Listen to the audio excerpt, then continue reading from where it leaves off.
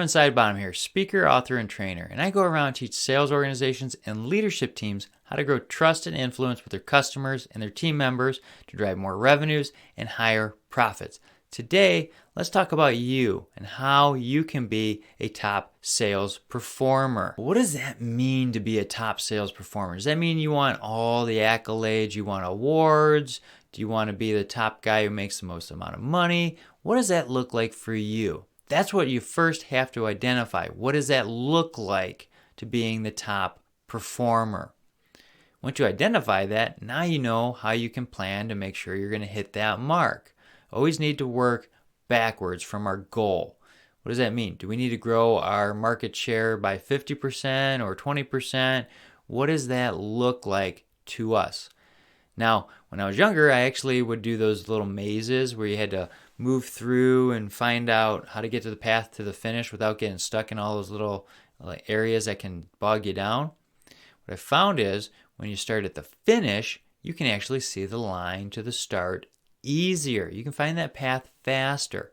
So, just like our goals or what we want to be for the top sales performer, we need to start at the end and work our way back. Then we can figure out what we have to make every month, how many calls we need to make to be able to hit those monthly goals, how many daily things we need to do, and we'll set ourselves up for a plan of how we can do it. The second thing we need to do is make sure we have the right sales process employed. That's right, sales process. One of those boring words called process. Everybody hates that word process, but here's the deal. A process is something that actually makes you efficient. You can move faster.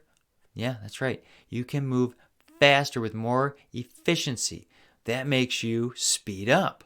What happens when speed up? Well, profits go up, right? So, top performers, they use a process. How they work out, how they eat, and they do it over and over again. And that's why they have those 8-packs, right? That we all aspire to have. Same thing with Navy SEALs and everybody else. They have processes in place that they repeat over and over again. So when they're on the mission field, they're super successful. We need to make sure we have the right process in place, and we will be super successful. Now, your process needs to have the 5 buying decisions answered in the correct order, or else you're going to become a commodity. What happens when you become a commodity? Well, price is the only differentiating factor. And we need to make sure that we're showing our value so we can make the most profit possible. So if we're going to do something, make sure you have the right process. And you need to make sure you're answering the first buying decision correctly, which is us, you, me, all the salespeople. Now, to do that, we need to make sure that we're answering 3 questions to them on every interaction that they have about us. Do I like you? Do I trust you? And how can you help me? That's right.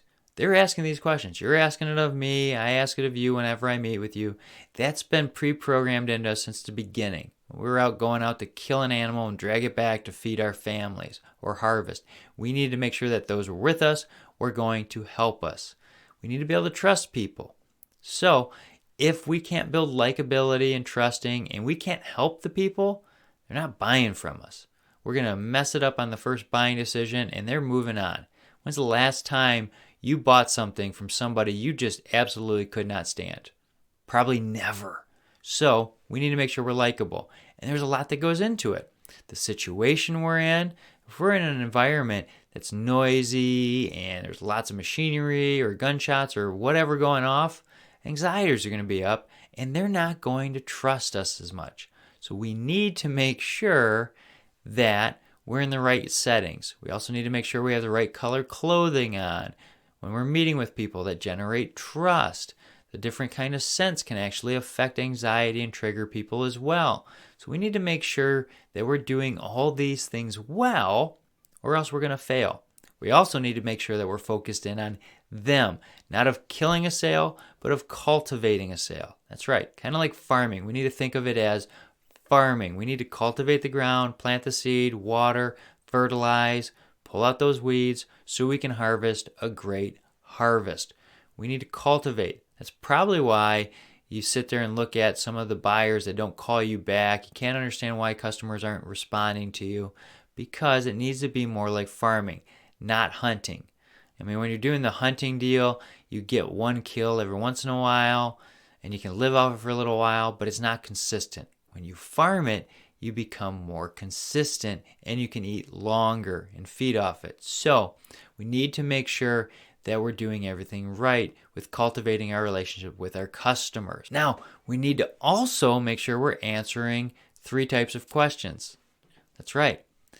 What's their situation? What is the issue? And what are the ramifications? If we're not getting answers to those and we're not asking the right questions, we're not going to be successful in providing the right solution for the customer.